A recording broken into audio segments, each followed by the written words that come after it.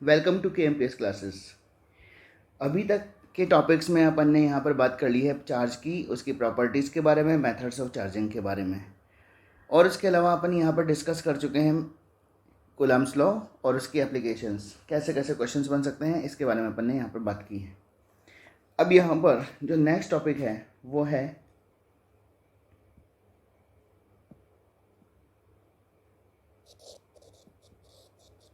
Electric field. Electric field का क्या मतलब है, पहले ये समझिए। मान लो यहाँ पर एक चार्ज है कैपिटल Q। इस चार्ज को मैं नाम दे रहा हूँ सोर्स चार्ज।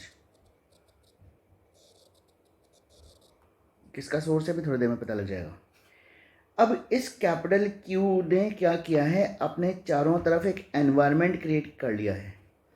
कैसा एनवायरनमेंट क्रिएट कर लिया है, तो इसने चारों तरफ जो है एक ऐसा एनवायरनमेंट क्रिएट कर लिया है कि कहीं भी अगर मैं किसी तीसरे चार्ज को रखूँ या दूसरे चार्ज को रखूँ, यहाँ पर Q1 रख दिया, यहाँ पर Q2 रख दिया, Q3 रख दिया, Q4 रख दिया, कहीं भी किसी भी पोजीशन पर अगर मैं किसी चार्ज बॉडी को रखूँगा तो ये कैपिटल Q क्या करेगा, उसको या तो अट्रैक्ट करेगा या फिर रिपेल करेगा, यानी कि इसके ऊपर इलेक्ट्रोस्टैटिक जो है फोर्स लगाएगा। वो अट्रैक्शन भी हो सकता है और वो रिपल्शन भी हो सकता है। तो कहने का मतलब ये हो गया कि यहाँ पर इसके चारों तरफ एक पर्टिकुलर रेंज में किसी चार्ज बॉडी को रखा जाएगा तो उसके ऊपर फोर्स हर हालत में लगेगा, इलेक्ट्रोस्टैटिक फोर्स हर हालत में लगेगा। तो इसी पर्टिकुलर रीजन को, इसी पर्टिकुलर एनवायरनमेंट को अपन बोलते हैं electric field of source charge. क्या स्मॉल क्यू की अपनी इलेक्ट्रिक फील्ड नहीं होगी? बिल्कुल होगी। उसकी डेफिनेशन भी वही होगी, लेकिन उस टाइम पर सोर्स चार्ज में इस स्मॉल क्यू को बोल दूंगा। तो जिस चार्ज को अपन कंसीडर कर रहे हैं उसी की जो है इलेक्ट्रिक फील्ड के बारे में अपन बात करेंगे। मैं अगर कैपिटल Q की इलेक्ट्रिक फील्ड की बात कर रहा हूँ तो वो इलेक्ट्रिक जो कैपिटल Q है वो हो जाएगा इलेक्ट्रिक फील्ड का सोर्स चार्ज। तो कहने का मतलब ये हो गया कि इलेक्ट्रिक फील्ड क्या है, तो ये हो गया environment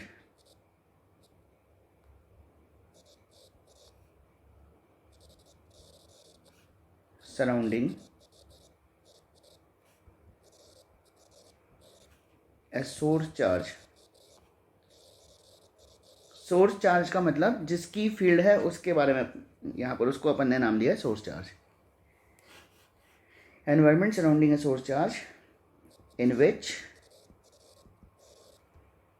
other charged body or particle experiences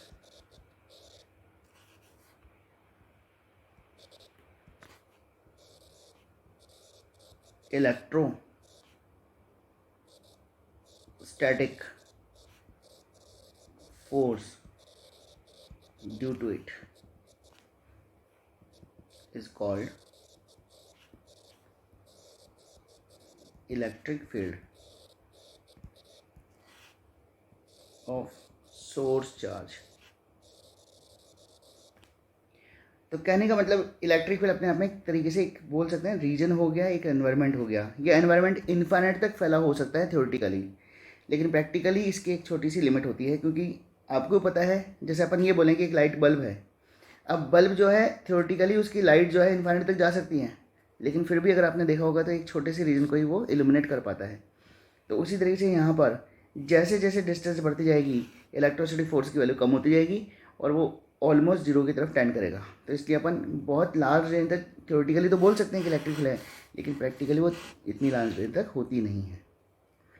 अब बात करते हैं इलेक्ट्रिक फील्ड इंटेंसिटी की। इसको अपन ई वेक्टर से रिप्रेजेंट करेंगे। और ये इलेक्ट्रिक फील्ड इंटेंसिटी क्या है, तो किसी भी सोर्स चार्ज के प्रेजेंस में, ये मान लीजिए कैपिटल Q सोर्स चार्ज है, ये O पॉइंट पर रखा हुआ है, यहाँ पर एक पॉइंट है P और ये P पॉइंट Q से R डिस्टेंस दूर है।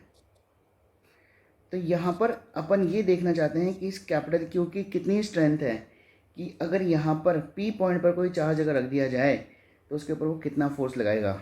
इसी स्ट्रेंथ को, इसी एबिलिटी को अपन बोल सकते हैं electric field intensity of source charge capital Q। मैं यहाँ पर कैपिटल Q को वापस बोल रहा हूँ, सोर्स चार्ज।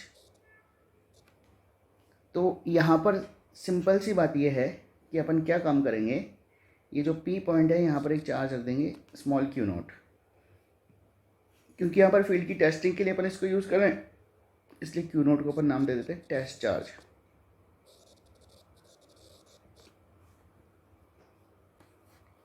तो अपन यहाँ पर इलेक्ट्रिक फील्ड को डिफाइन करेंगे इलेक्ट्रोस्टैटिक फोर्स एक्सपीरियंस्ड बाय, या ऐसे लिख दूँ experience per unit charge,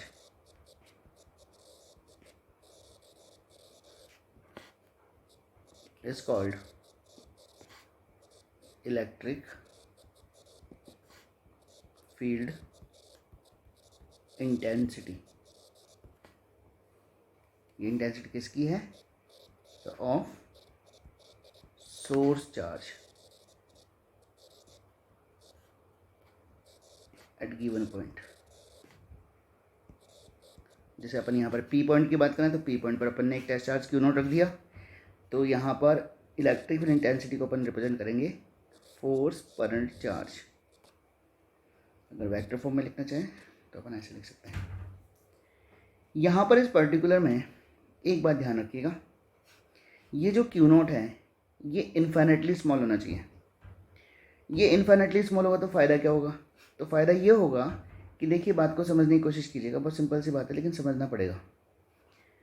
capital Q small Q not को फोर्स अप्लाई कर रहा है एफ, इसको मैं नाम देता हूँ क्यू नॉट क्यू। तो कैपिटल क्यू पर भी तो फोर्स लग रहा होगा ना, F capital Q Q not. तो कहने का मतलब यहाँ पर इस स्मॉल क्यू नॉट की वजह से कैपिटल क्यू पर अगर फोर्स लग रहा है तो डेफिनेट सी बात है वो अपनी पोजीशन को चेंज कर सकता है। तो ये जो फोर्स है ये इन्फाइनेटली स्मॉल होना चाहिए, ये वाला फोर्स या ये वाला फोर्स, ये बहुत ही छोटा होना चाहिए। इतना छोटा होना चाहिए कि चार्जेस अपनी पोजीशन को चेंज ना कर पाएँ इस फोर्स की वजह से। अगर फोर्स बहुत ज़्यादा हो गया तो डेफिनेट सी बात है चार्ज दोनों के दोनों मूव करने लग जाएंगे। अपन नहीं चाहते कि चार्जेस मूव करें, स्टैटिक कंडीशन बनी रहे। तो यहाँ पर क्यू नॉट अगर बहुत छोटा होगा, देखो कैपिटल क्यू को तो कम नहीं कर सकते क्योंकि वो तो सोर्स चार्ज है, डिस्टेंस के बारे में अपन कुछ कर नहीं सकते हैं। तो कुल मिलाकर के अपन क्या कर सकते हैं, टेस्ट चार्ज इतना छोटा ले लिया जाए ताकि वो फोर्स बहुत ही कम अप्लाई कर पाए। तो यहाँ पर एक टर्म मैं और ऐड कर रहा हूँ और वो क्या है, limit Q nought tending to zero. तो कुल मिलाकर के यहाँ पर electric field intensity due to a source charge की बेसिक डेफिनेशन अपने पास में आ चुकी है और वो है E equal to limit Q nought tending to zero F upon Q nought. F क्या है? एफ है इलेक्ट्रोस्टैटिक फोर्स।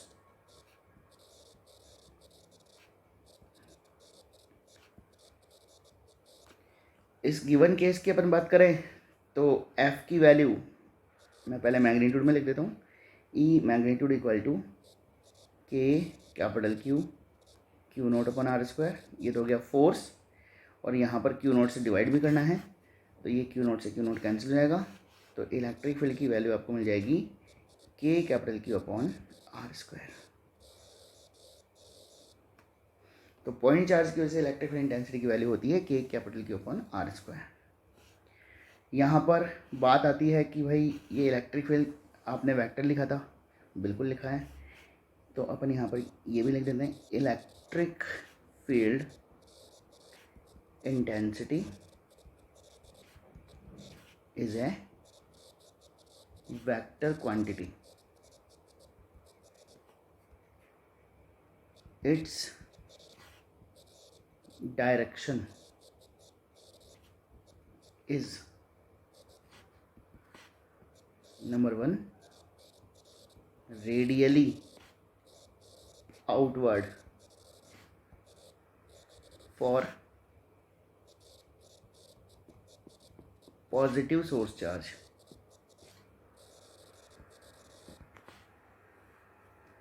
अगर सोर्स चार्ज अपना पॉजिटिव है तो इलेक्ट्रिक फील्ड इंटेंसिटी डायरेक्शन में 4 पॉइंट बना रहा हूँ, ए, यहाँ पर बी, यहाँ सी और यहाँ पर डी। तो इस ए पॉइंट पर इलेक्ट्रिक फील्ड होगी इधर, डी पर, सी पर और बी के ऊपर। ये रेडियली आउटवर्ड होनी चाहिए। कैसी होनी चाहिए? रेडियल आउटवर्ड, यानी कि सबके सब मिलनी चाहिए एक ही पॉइंट पर, एक सर्कल की रेडियस की तरह। तो एक पॉजिटिव चार्ज, सोर्स चार्ज अगर अपने पास में है तो उसकी वजह से इलेक्ट्रिक फील्ड इंटेंसिटी किधर होगी, रेडियली आउटवर्ड होगी। अगर अपन बात करें नेगेटिव सोर्स चार्ज के बारे में,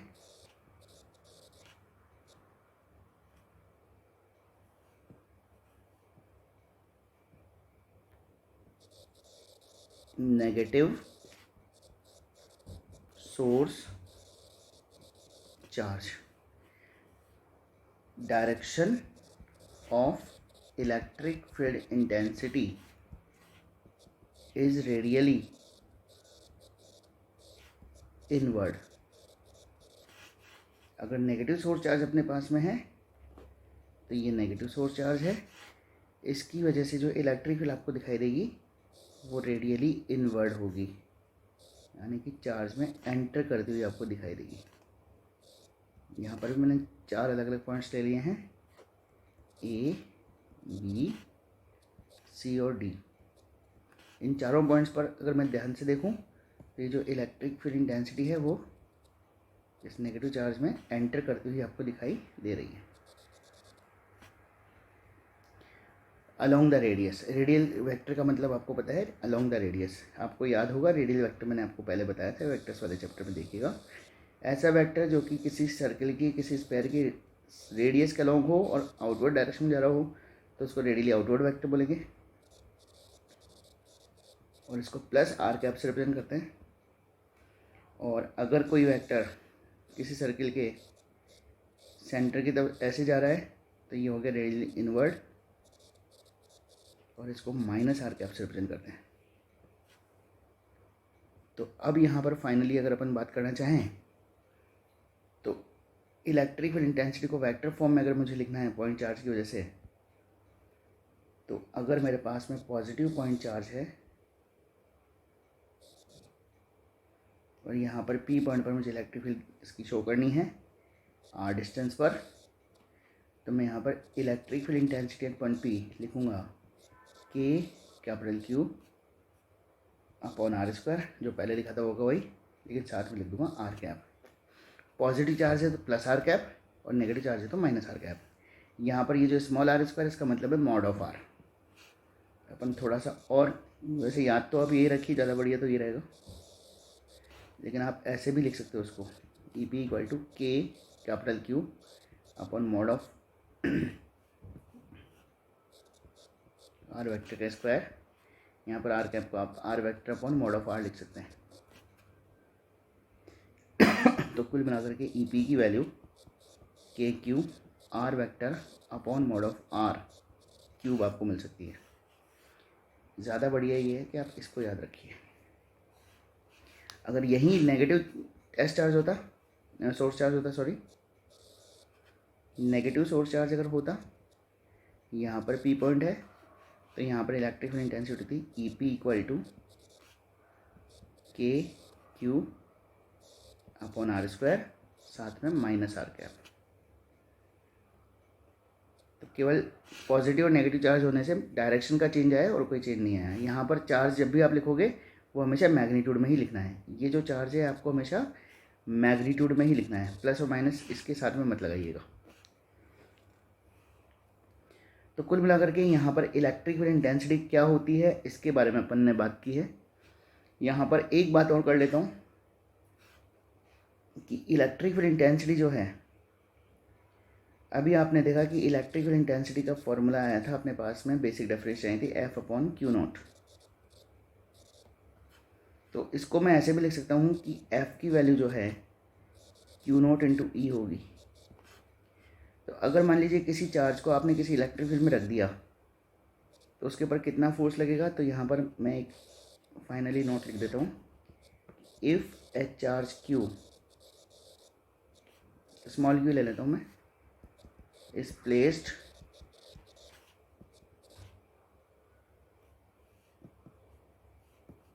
eight a point in electric field E, then force experienced by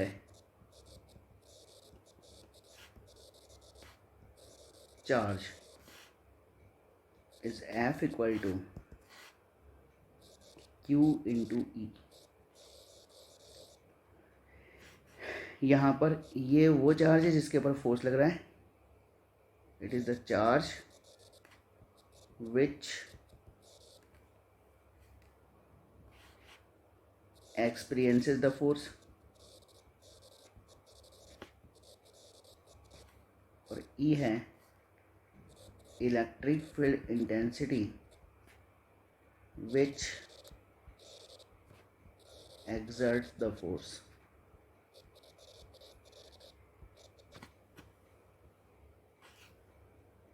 जैसे आपके सामने क्वेश्चन आ जाए, ए positive charge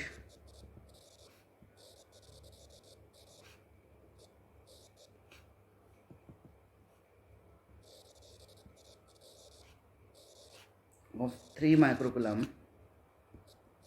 is placed in electric field E equal to 2 Newton per coulomb, which is directed in positive x direction. Find force on the charge।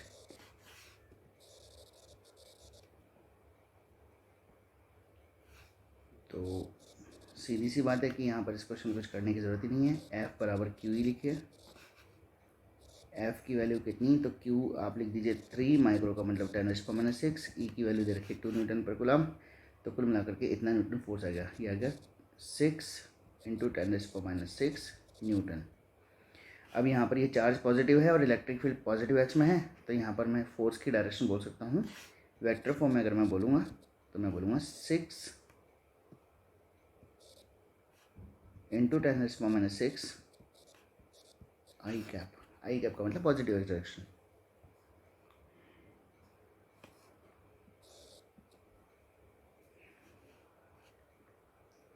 Question ऐसे भी बन सकता है,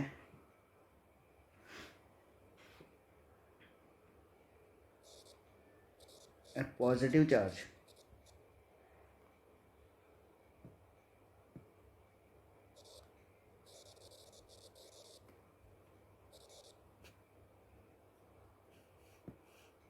of magnitude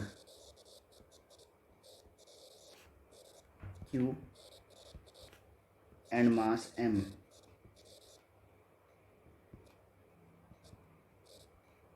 is balanced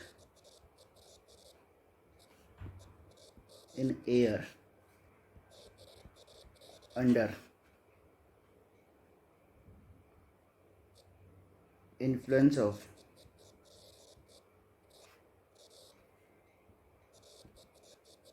electric field E and force of gravity। If suddenly direction of electric field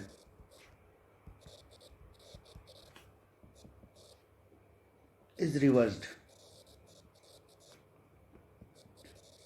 then find acceleration of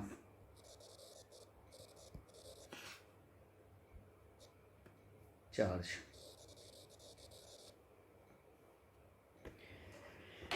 तो यहाँ पर इस particular situation को समझने की कोशिश कीजिएगा। बहुत सिंपल सी सिचुएशन है, लेकिन समझना तो पड़ेगा। ये एक पॉजिटिव चार्ज है Q, स्मॉल क्यू लिया है तो अपन स्मॉल क्यू ले लेते हैं।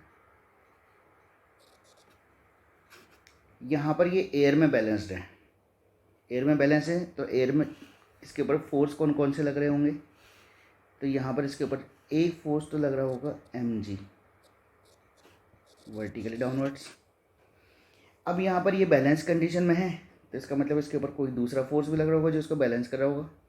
वो फोर्स कौन सा होगा? तो डेफिनेट सी बात है कि इसके अपोजिट डायरेक्शन में कोई फोर्स लगना चाहिए, और वो फोर्स होना चाहिए कौन सा? Electric force. अब इलेक्ट्रिक फोर्स अगर ऊपर लग रहा है और पॉजिटिव चार्ज है तो डेफिनेट सी बात है कि इलेक्ट्रिक फील्ड की डायरेक्शन भी ऊपर की तरफ होनी चाहिए, और बैलेंस कंडीशन है तो इसका मतलब यहाँ पर एम जी की वैल्यू क्यू ई के बराबर होनी चाहिए। तो मैंने लिख दिया Q E equal to M G. ये हो गई मेरी equation number 1।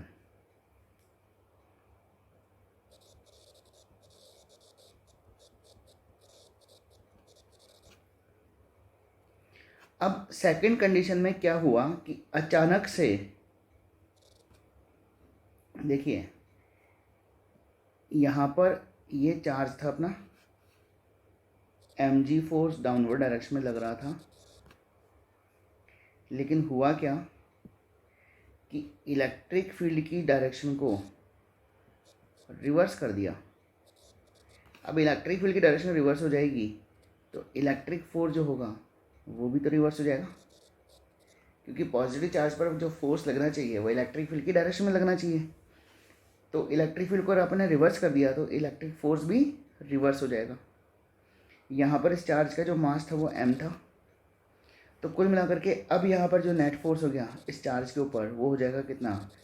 M G plus Q E. ये हो गई मेरी सेकंड इक्वेशन। अब यहाँ पर सिंपल सी बात सुनिए, इक्वेशन नंबर 1 क्या कहती है? इक्वेशन नंबर 1 कहती है क्यू ई और एम जी बराबर है, या मैग्नीट्यूड में क्यू ई और एम जी की वैल्यू इक्वल है, तो यहाँ पर भी एम जी और क्यू ई बराबर होनी चाहिए। तो मेरा एक आंसर ये आ सकता है कि एफ नेट की value M G plus Q E की जगह भी एम जी लिख दिया मैंने, तो ये हो गया 2mg। एक्सेलरेशन की बात करूँ तो नेट एक्सेलरेशन बराबर एफ नेट अपॉन एम होता है, फोर्स बराबर मास इंटू एक्सेलरेशन, तो एक्सेलरेशन बराबर फोर्स अपॉन मास, तो ये मुझे मिल जाएगा 2g। तो कुल मिलाकर के एक आंसर तो मेरा ये आ गया। आंसर्स और भी पॉसिबल हैं। एक आंसर मेरा ये भी हो सकता है कि मैं यहाँ पर एफ नेट की वैल्यू को जो M G plus Q E लिखा था उसमें मैं ऐसे लिख दूँ इसको, ये जो एम जी है उसकी जगह क्यू ई लिख दूँ, तो एफ नेट की वैल्यू मुझे मिल जाएगी 2 QE। तो यहाँ पर ए नेट की वैल्यू मेरे पास में 2 QE/m भी आंसर हो सकता है। तो कुल मिलाकर के यहाँ पर मेरे पास में एक से ज़्यादा आंसर यहाँ पर पॉसिबल हैं, लेकिन जनरली आपसे ये 2g आंसर पूछा जाएगा ऑप्शंस में। बात समझ में आ गई आपको? पहले ये चार्ज इक्विलिब्रियम में था, इक्विलिब्रियम में था तो यहाँ पर एम जी और क्यू दोनों बराबर थे, अपोजिट डायरेक्शन में लग रहे थे, नेट फोर्स 0 लग रहा था। लेकिन जैसे ही अपन ने इलेक्ट्रिक फील्ड को रिवर्स किया है, इलेक्ट्रिक फील्ड को रिवर्स किया है, डायरेक्शन केवल रिवर्स हुई है लेकिन मैग्नीट्यूड में कोई फ़र्क नहीं आया है, तो यहाँ पर जो इसकी पार्टिकल है इसके ऊपर फोर्स लग जाएगा। अब वो फोर्स कितना होगा? तो एम जी प्लस क्यू होगा। तो नेट फोर्स की वैल्यू को मैंने एम जी प्लस क्यू लिख दिया, लेकिन मुझे पता है कि एम जी और क्यू तो बराबर हैं, तो मैंने इस क्यू की जगह यहाँ पर एम जी लिख दिया। तो कुल मिलाकर के ए नेट की वैल्यू मुझे मिल गई 2g। ऐसे क्वेश्चन ध्यान रखिएगा। यहाँ पर एफ इक्वल टू क्यू पर बेस्ड क्वेश्चंस की वैरायटी अलग अलग है। जैसे एक क्वेश्चन आपके सामने ये आ सकता है कि एक वर्टिकल वॉल है,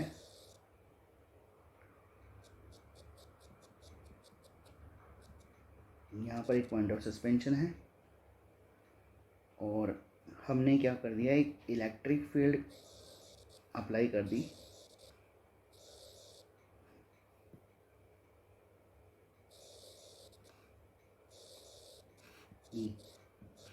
हॉरिजॉन्टल डायरेक्शन में, और ये जो पॉइंट ऑफ सस्पेंशन है इससे हमने एक थ्रेड, मासलेस थ्रेड सस्पेंड कर दिया है, और इस थ्रेड के साथ में अटैच करती है एक बॉडी। इस बॉडी का मास m है और चार्ज है +q। जब चार्ज के साथ में कोई साइन ना दिया जाए तो पॉजिटिव मान के चलिएगा। तो कुल मिलाकर के यहाँ पर आपसे पूछा सकता है कि ऐसी कंडीशन में, ऐसी सिचुएशन में ये जो स्ट्रिंग है वर्टिकल के साथ में कितना एंगल बनाएगी। Find angle between string and vertical direction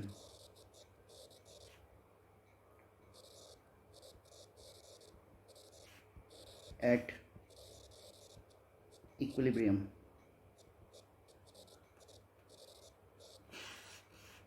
तो भाई देखो इसके ऊपर फोर्सेस कौन कौन से लग रहे हैं। तो एक फोर्स लग रहा है इसके ऊपर mg डाउनवर्ड डायरेक्शन में, एक इलेक्ट्रिक फील्ड की वजह से फोर्स लगेगा QE अलोंग द हॉरिजॉन्टल, मतलब अलोंग द इलेक्ट्रिक फील्ड, और एक यहाँ पर लग जाएगा टेंशन T। तो कुल मिलाकर के 3 फोर्सेस के ऊपर लग रहे हैं। अब ये 3 फोर्सेस अगर लग रहे हैं तो यहाँ पर अपन क्या काम कर सकते हैं कि देखिए QE हॉरिजॉन्टल है, mg वर्टिकल है, लेकिन T जो है ना तो हॉरिजॉन्टल ना वर्टिकल है, तो T के 2 कंपोनेंट ले लिए जाए।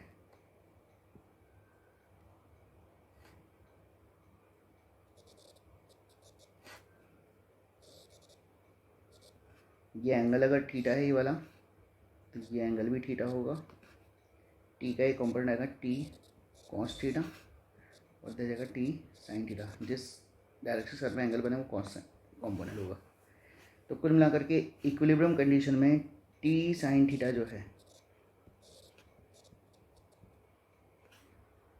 वो QE को बैलेंस करेगा, और T कॉस थीटा जो है वो mg को बैलेंस करेगा। आपको थीटा कैलकुलेट करना था तो इन दोनों इक्वेशंस को डिवाइड कर दीजिए, तो T से T कैंसिल हो जाएगा, साइन थीटा अपन कॉस टेन थीटा आ जाएगा, और ये जाएगा QE अपॉन mg। तो थीटा की value tan inverse QE upon mg आप लिख सकते हैं। तो ऐसे बहुत ही सिंपल से क्वेश्चन आपके सामने यहाँ पर बन सकते हैं।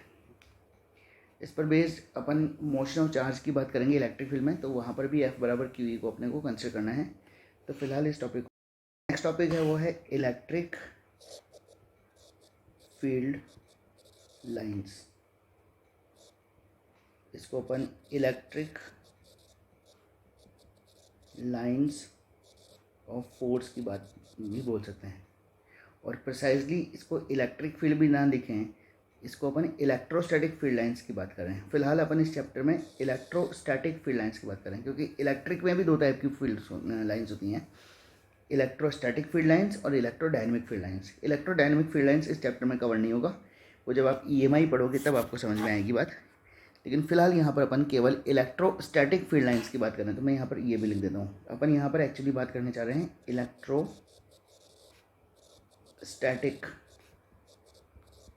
फील्ड लाइंस के बारे में बात करने जा रहे हैं। अब ये इलेक्ट्रोस्टैटिक फील्ड लाइंस होती क्या है? तो देखिए क्या है कि किसी भी पर्टिकुलर फील्ड को अगर व्यू करना है आपको, तो उसका कोई ना कोई पिक्टोरियल रिप्रेजेंटेशन करना पड़ेगा आपको, उसकी कोई ना कोई पिक्चर बनानी पड़ेगी।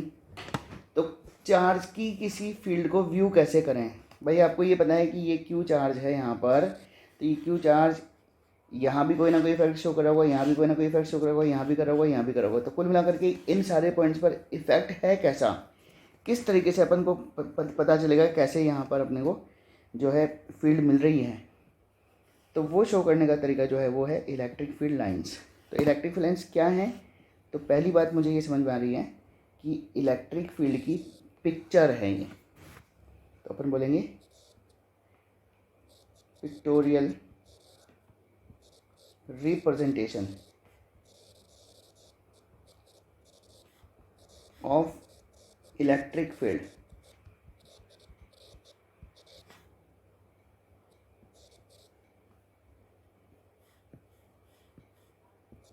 is called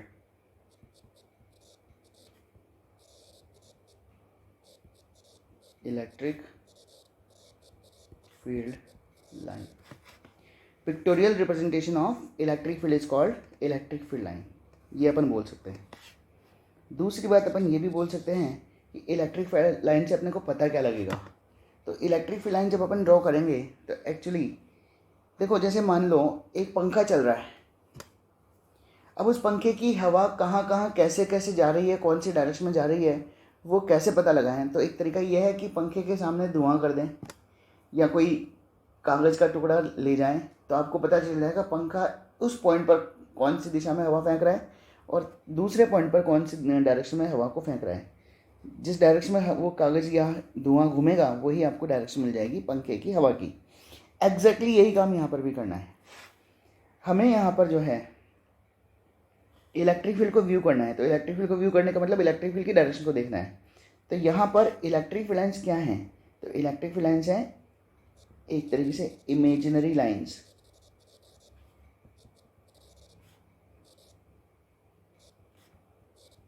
surrounding A charge, imaginary line surrounding A charge.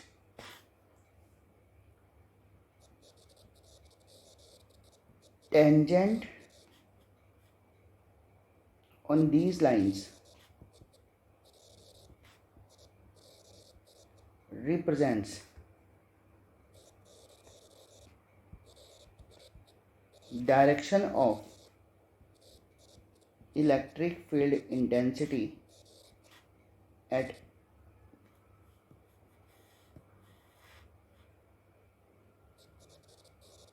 that point। अगर मान लीजिए ये कोई इलेक्ट्रिक फील्ड लाइन है तो कुल मिलाकर के यहाँ पर किसी पॉइंट पर, मान लो ये पॉइंट ए है, ये पॉइंट बी है, ये पॉइंट सी है, तो ए पर टेंजेंट ड्रॉ किया तो ये ई ए को शो करेगा, बी पर टेंजेंट ड्रॉ किया तो ये ई बी को शो करेगा, सी पर टेंजेंट ड्रॉ किया तो ये ई सी को शो करेगा। तो कुल मिलाकर के यहाँ पर imaginary line surrounding A charge, tangent on which these lines represents direction of electric field intensity at that point। that point का मतलब A पर ड्रॉ किया तो A की इलेक्ट्रिक फील्ड मिल जाएगी, B पर ड्रॉ किया तो B की इलेक्ट्रिक फील्ड की डायरेक्शन मिल जाएगी।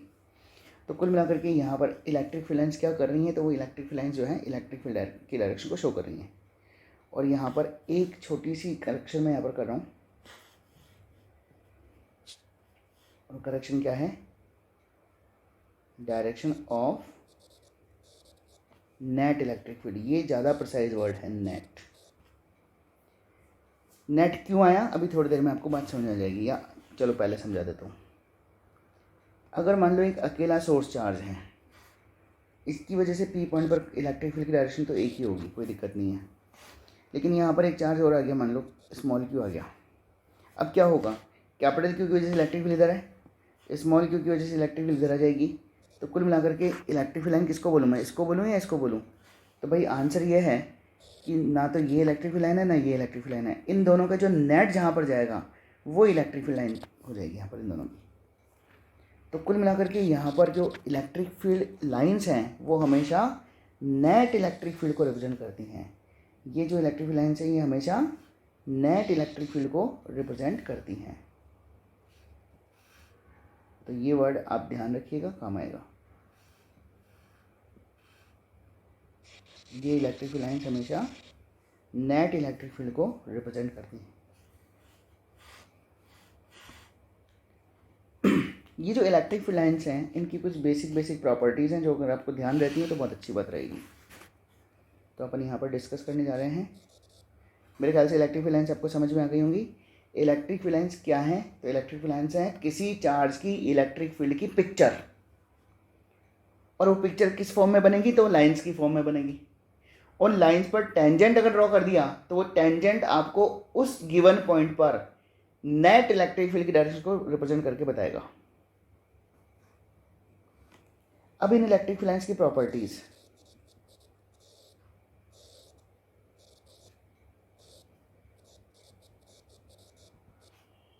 मैं दोबारा बोल दूं, मैं इलेक्ट्रोस्टैटिक फील्ड लाइन की बात कर रहा हूँ यहाँ पर, लेकिन बार बार लिखूंगा मैं इलेक्ट्रिक फील्ड।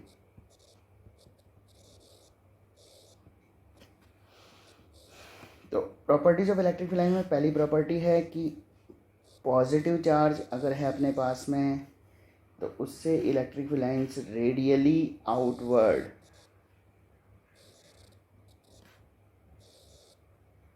जाती हुई दिखाई देंगी आपको।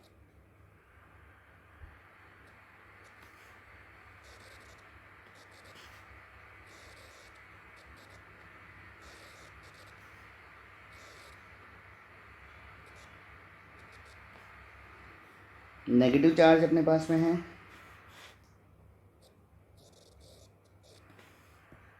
तो नेगेटिव चार्ज में electric field lines radially inward यानी कि एंटर करते हुए दिखाई देंगी।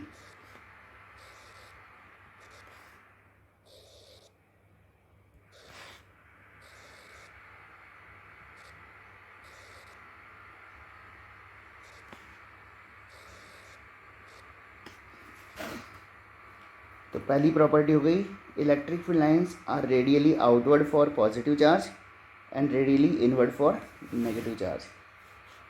इनकी डायरेक्शन हमेशा रेडियल होती है, ये आपको ध्यान रखना है। ये रेडियली आउटवर्ड, ये radially inward.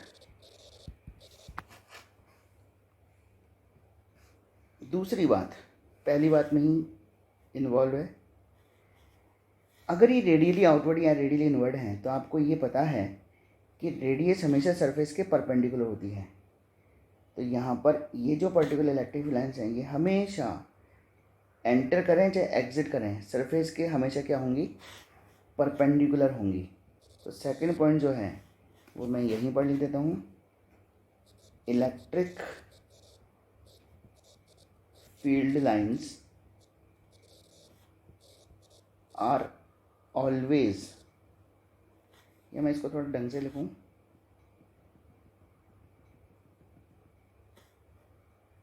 Electrostatic field lines are always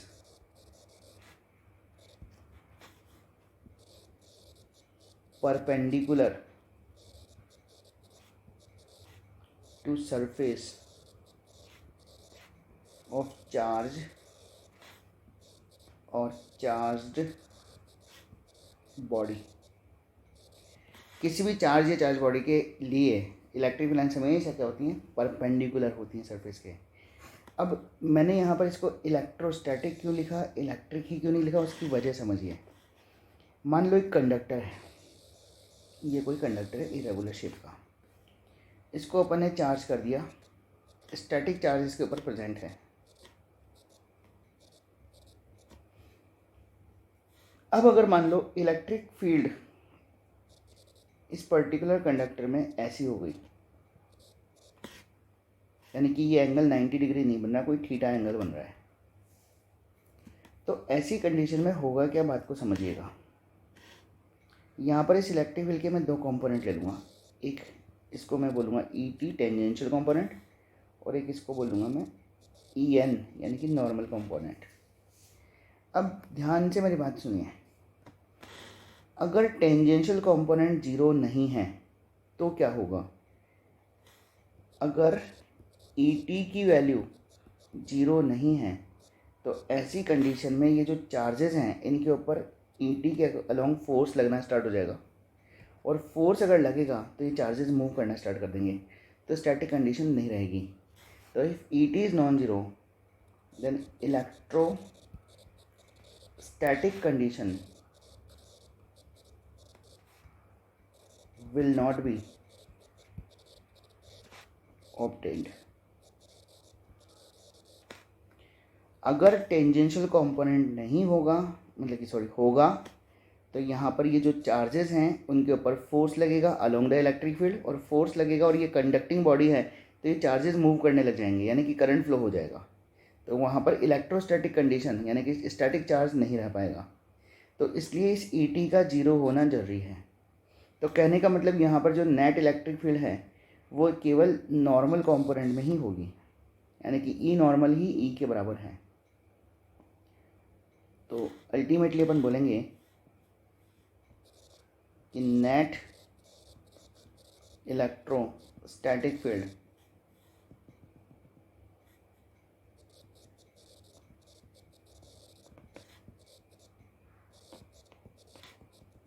is perpendicular to the surface. ये ई टी की वैल्यू जीरो होनी चाहिए इलेक्ट्रोस्टैटिक कंडीशन को मेंटेन करने के लिए। करंट कैरिंग वायर में ई टी जीरो नहीं होता है। ये हो गई दूसरी बात। तीसरी प्रॉपर्टी, ये अपन को सबको पता है, two electric field lines never intersect each other.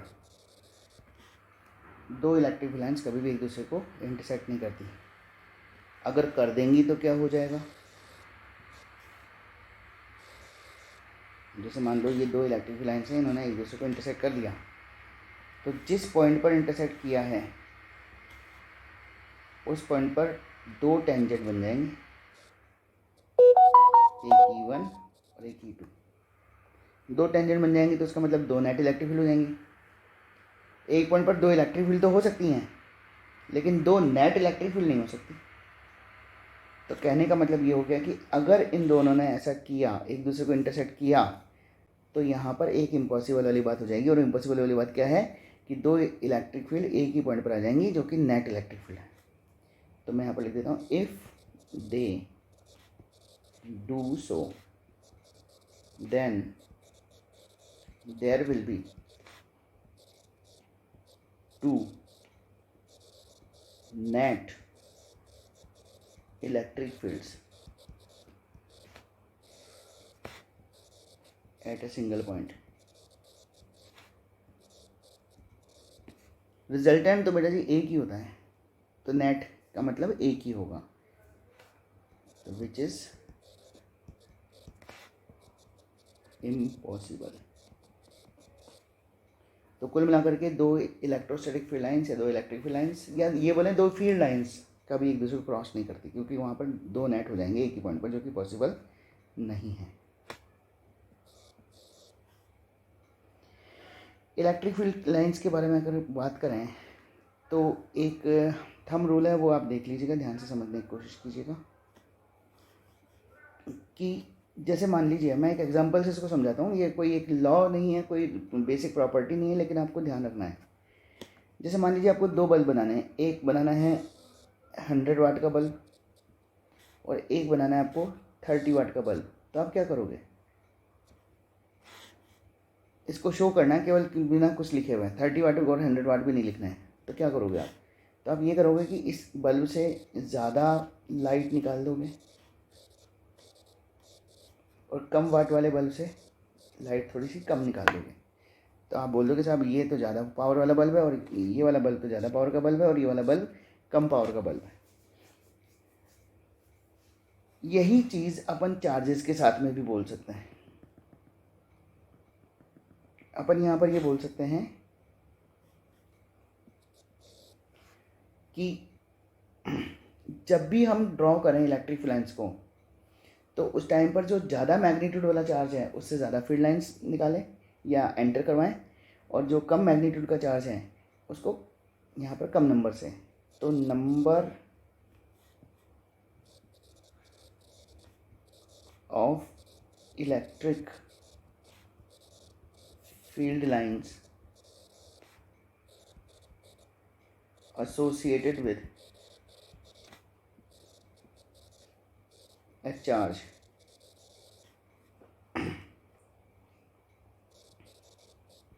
should be proportional to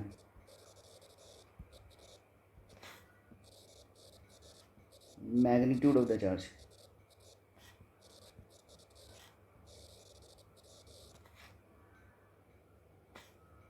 example के लिए यहाँ पर दो चार्ज आपको दे दिए गए, एक ये Q1 है और एक ये Q2 है, और आपको इलेक्ट्रिक फील्ड लाइन्स बना के दे दी गई कुछ इस तरीके से।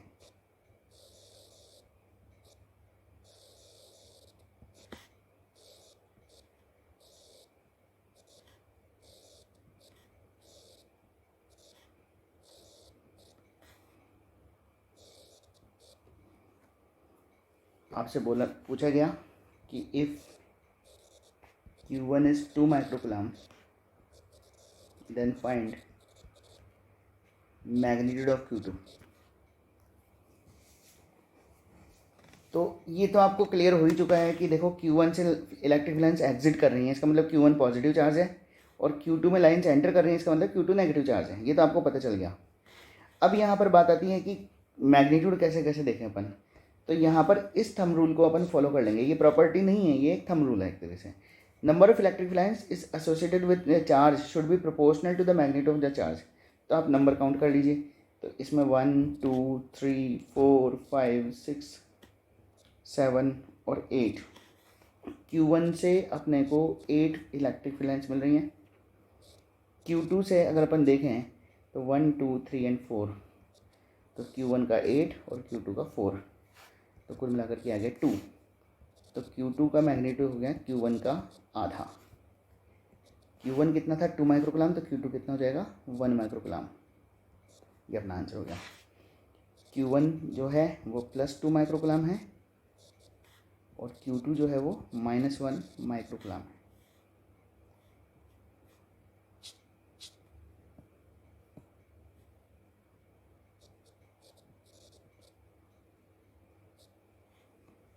तो ऐसे क्वेश्चन भी कई बार बन जाते हैं, तो ध्यान से इसको समझने की कोशिश कीजिएगा। यहाँ पर एक बात और,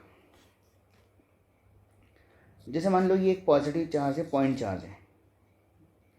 अब इस पॉजिटिव पॉइंट चार्ज के लिए अगर मैं इलेक्ट्रिक फील्ड लाइन बनाऊँ तो आपने देखा कुछ इस तरीके से इलेक्ट्रिक फील्ड लाइन्स बनेंगी।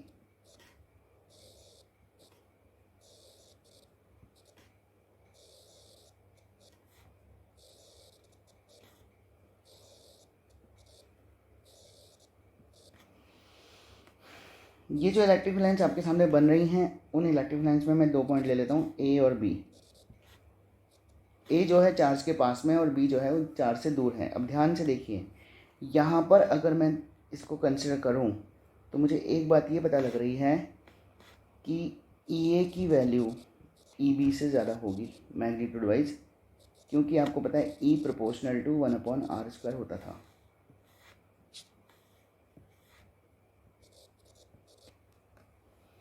तो यहाँ पर बी दूर है तो इसकी इलेक्ट्रिक फील्ड कम होगी, और जो ए है पास में है तो इसकी इलेक्ट्रिक फील्ड जो स्ट्रेंथ है वो ज़्यादा होगी। अब यहाँ पर मैं आपको जो कहना चाहता हूँ वो सुनिए। तो मैं ये कहना चाहता हूँ कि ए पॉइंट पर अगर ध्यान से देखा जाए तो इलेक्ट्रिक फील्ड लाइन्स कंपैरेटिवली पास पास में हैं, और बी पॉइंट के लिए ध्यान से देखा जाए तो इलेक्ट्रिक फील्ड लाइन्स कंपैरेटिवली ए के रेस्पेक्ट में दूर दूर हो गई हैं। तो इसका मतलब जितनी कम इलेक्ट्रिक फील्ड होगी, इलेक्ट्रिक फील्ड लाइन्स की डेंसिटी भी उतनी कम हो जाएगी। तो अपन ये बोल सकते हैं कि density of electric field lines gives idea about strength of electric field intensity at any point। यहाँ पर ये बोलेंगे कि 2 पॉइंट्स पर कंपैरेटिव स्टडी अगर अपने को करनी है, कहाँ पर इलेक्ट्रिक फील्ड ज़्यादा है कहाँ पर कम है, तो वो चीज़ यहाँ पर अपने को मिल जाएगी। अगर मान लो आपको इलेक्ट्रिक फील्ड लाइन्स इस तरीके से मिल रही हैं,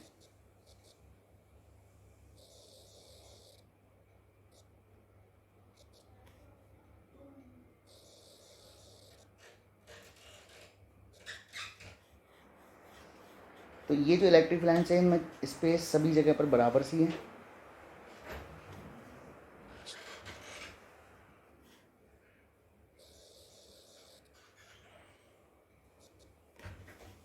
तो जितनी स्पेस यहाँ पर है उतनी स्पेस यहाँ भी है, जितनी स्पेस यहाँ पर है उतनी स्पेस यहाँ भी है। तो कुल मिलाकर के यहाँ पर इस जगह पर ए पॉइंट पर, बी पॉइंट पर, सी पॉइंट पर, डी पॉइंट पर, सब जगह पर इलेक्ट्रिक जो स्पेस है वो बराबर है। तो इसका मतलब ई ए की वैल्यू ई बी के बराबर होगी, ई सी के बराबर होगी और ई डी के बराबर होगी।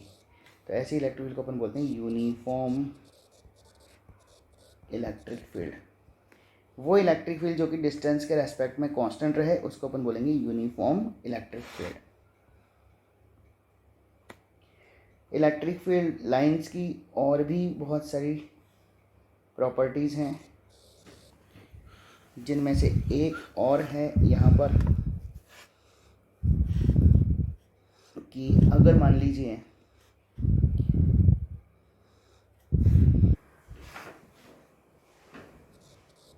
Electrostatic field lines never enter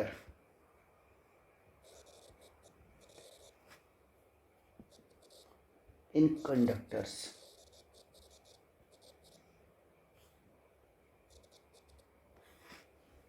कौन सी फील्ड लाइंस? इलेक्ट्रोस्टैटिक। इलेक्ट्रोडायनेमिक की बात अपन नहीं कर रहे हैं यहाँ पर। चार्ज स्टैटिक कंडीशन में अगर है तो कभी भी इलेक्ट्रोस्टैटिक फील्ड लाइन कंडक्टर में एंटर नहीं करती, क्यों नहीं करती? तो भाई वजह यही है कि electric field inside the conductor हमेशा जीरो होती है। तो इलेक्ट्रिक फील्ड अगर कंडक्टर के अंदर जीरो है तो डेफिनेट सी बात है कि इलेक्ट्रिक फील्ड लाइन भी नहीं होगी, क्योंकि इलेक्ट्रिक फील्ड लाइन किसको शो कर रही थी? नेट इलेक्ट्रिक फील्ड को तो शो कर रही थी। यहाँ पर देखिए, जैसे मान लीजिए ये कोई कंडक्टर है,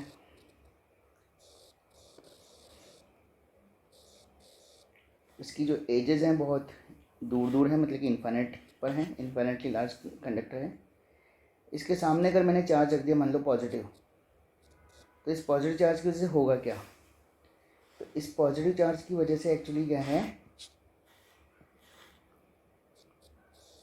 यहाँ पर इस कंडक्टर के ऊपर नेगेटिव चार्ज इंड्यूस होगा।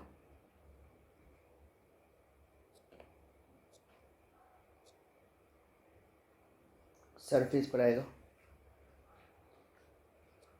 जहाँ डिस्टेंस कम है वहाँ पर चार्ज की डेंसिटी ज़्यादा होगी, जहाँ डिस्टेंस ज़्यादा है वहाँ पर चार्ज की डेंसिटी कम होगी।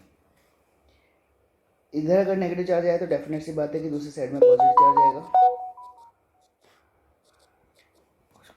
ये जो पॉजिटिव चार्ज जो है ये यूनिफॉर्मली डिस्ट्रीब्यूटेड होगा, क्योंकि यहाँ पर मैं आपको ये बात भी समझा देता हूँ कि अगर दो चार्जेस के बीच में कंडक्टर आ गया तो कंडक्टर ने अपने आप को एक तरीके से शील्ड के जैसे यहाँ पर शो किया है। यहाँ पर क्योंकि कोई इलेक्ट्रिक फील्ड ही नहीं है तो यहाँ पर ये पॉजिटिव चार्ज का इस नेगेटिव चार्ज से कोई लेना देना नहीं है।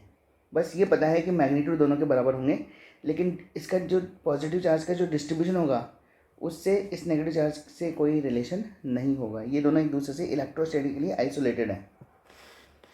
तो एक साइड में अगर नॉन यूनिफॉर्मली चार्ज डिस्ट्रीब्यूशन है तो दूसरी साइड में चार्ज डिस्ट्रीब्यूशन यूनिफॉर्म होगा। अब यहाँ पर मैं इलेक्ट्रिक फील्ड लाइन्स बनाऊँ तो इलेक्ट्रिक फील्ड लाइन कैसे बनेगी? पॉजिटिव से एग्जिट करेगी, नेगेटिव तक जाएगी, टर्मिनेट होगी वहाँ पर। पॉजिटिव से एग्जिट करेगी, नेगेटिव में टर्मिनेट करेगी। यहाँ पर कोशिश कीजिएगा कि ऐसा लगे कि इलेक्ट्रिक लाइन एग्जिट भी 90 डिग्री के एंगल पर कर रही हैं और एंटर भी 90 डिग्री पर कर रही हैं। जहाँ पर चार्जेस ज़्यादा हैं वहाँ पर इलेक्ट्रिक लाइन्स की डेंसिटी थोड़ी सी बढ़ा दीजिए।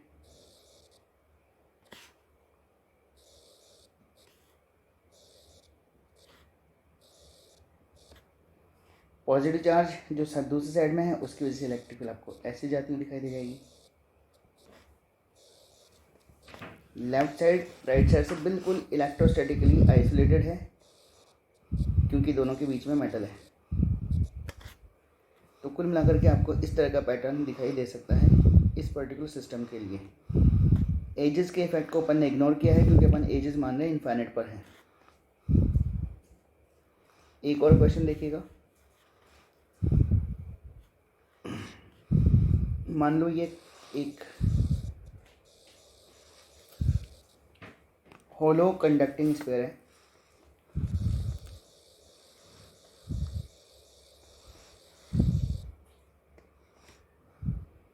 मान लो ये कॉपर का बना हुआ है, यहाँ पर मटेरियल है पूरा,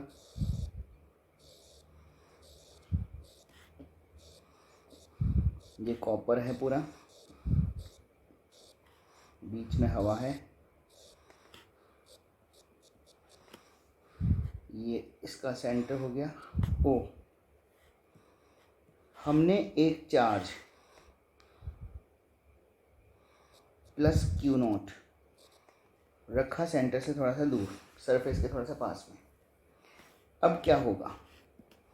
अब यहाँ पर सबसे पहले तो जो कॉपर है उसके फ्री इलेक्ट्रॉन्स इस पॉजिटिव चार्ज की तरफ आएंगे। इसका मतलब नेगेटिव चार्ज इनर सरफेस पर शिफ्ट होगा और पॉजिटिव चार्ज आउटर सरफेस पर शिफ्ट होगा। दोबारा बोल दूँ, इनर सरफेस और आउटर सरफेस के बीच में कॉपर है, तो इसका मतलब इनर सरफेस और आउटर सरफेस एक दूसरे से इलेक्ट्रोस्टैटिकली आइसोलेटेड हैं, उनका एक दूसरे से कोई रिलेशन नहीं है। अंदर अगर नॉन यूनिफॉर्म चार्ज डिस्ट्रीब्यूशन भी होगा तो बाहर वाली सरफेस पर यूनिफॉर्म चार्ज डिस्ट्रीब्यूशन होगा। तो खैर यहाँ पर ये पॉजिटिव चार्ज इधर, तो यहाँ पर आएगा नेगेटिव चार्ज। क्योंकि यहाँ पर पॉजिटिव चार्ज पास में है तो यहाँ पर नेगेटिव चार्जेस भी पास पास में होंगे, और जैसे जैसे अपन आगे जाते जाएंगे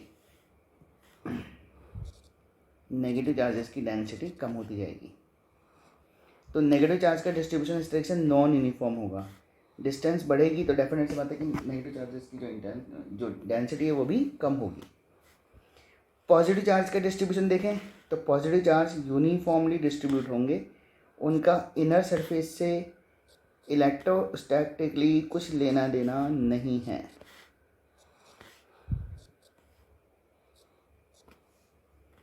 अब मैं इलेक्ट्रिक फिलांस बनाऊंगा, तो इलेक्ट्रिक फिलांस कैसे बनेंगी ध्यान से देखिएगा।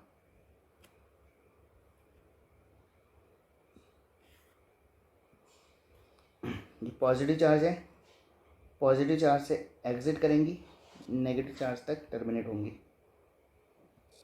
इनको कर्व क्यों बना दिया है, तो कर्व इसलिए बना दिया है क्योंकि हमें ये भी देखना है कि इलेक्ट्रिक फिलांस हमेशा एग्जिट करें तो भी परपेंडिकुलर टू द सरफेस करें, और एंटर करें तो भी परपेंडिकुलर टू द सरफेस करें। तो अंदर तो कुछ ऐसी इलेक्ट्रिक फिलांस बनेंगी, बाहर कैसी बनेंगी, तो बाहर तो बिल्कुल रेडियली आउटवर्ड ही बन जाएंगी।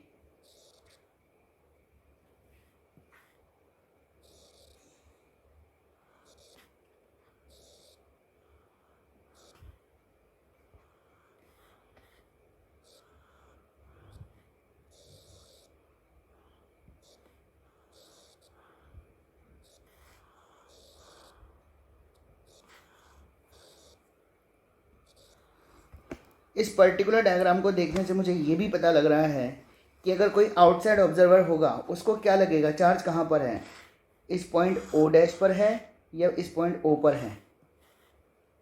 तो आंसर है कि यहाँ पर कोई ऑब्जर्वर बाहर है तो आउटसाइड ऑब्जर्वर को ये चार्ज सेंटर पर ही रखा हुआ दिखाई देगा।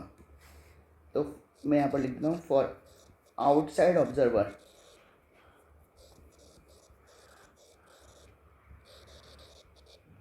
Charge Q will be appeared as placed